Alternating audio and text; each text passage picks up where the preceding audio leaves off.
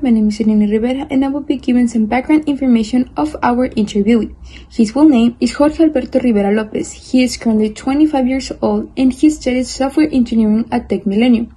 He works as the coach of the robotics team in Tech Milenio's high school. The reason that why we chose him was because he was granted the opportunity to go and represent Mexico in international robotics competitions. He is also working and studying something related to our STEM. Knowing this background information, we may continue with our interview. Team number 2, and we are from the group 411. My name is Ariane Rivera. Mariana Regina. Brenda Reyes. Marcel Blor. Ana Valeria Sáenz. And we are here to interview our interviewee, Jorge Rivera. So the first question is, what made you choose the career of robotics? Well, since I was in high school, I like robotics a lot. I was in a ton of tournaments, and I still want to participate. So I was kind of looking for opportunities to be a teacher because I cannot participate anymore because of my age. So I chose that path. The second is, what's the reason behind choosing to teach robotics? Well, as I have a ton of experience, I wanted to transmit that experience to the new generations, I guess.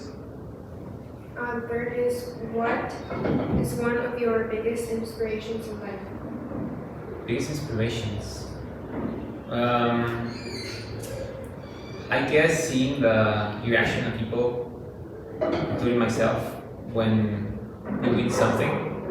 It's something like inspires me to still kind of do stuff because 2 years ago I won a national tournament and went to France and did a ton of stuff. So actually, that's kind of inspires me to still do this job. Do you consider it hard to learn the basics of robotics and programming? Yes, because it takes a while to actually kind of learn because it's kind of a complex. You need to learn a little bit of complexity, but at the same time, if you're constantly learning, it's gonna be easier and easier every time. As a professional, at what age would you recommend starting to learn the basics of robotics? I guess since 8 to 10 years old, because that's when the brain actually it acts like a sponge. So basically, if you learn younger, you're gonna get to know more. What has been your biggest challenge while doing a robot?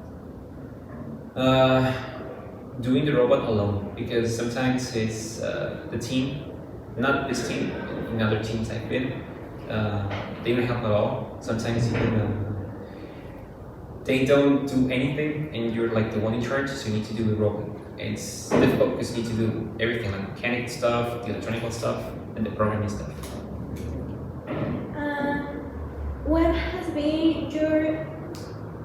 What is the hardest part of your job? Having control of the situation, I guess, because sometimes if you don't have control with the kids or with the high school kids, they can lose time, and that time is sometimes it's worth the time because sometimes the robot isn't complete or there's some stuff that is still pending, and the robot doesn't work as it should be working. What advice would you give to someone who's interested in learning robotics? To never give up, actually. I guess it's something that if you're constantly learning robotics and you never give up, because sometimes it can be like quite challenging. Never give up. What's the most important event you have ever been?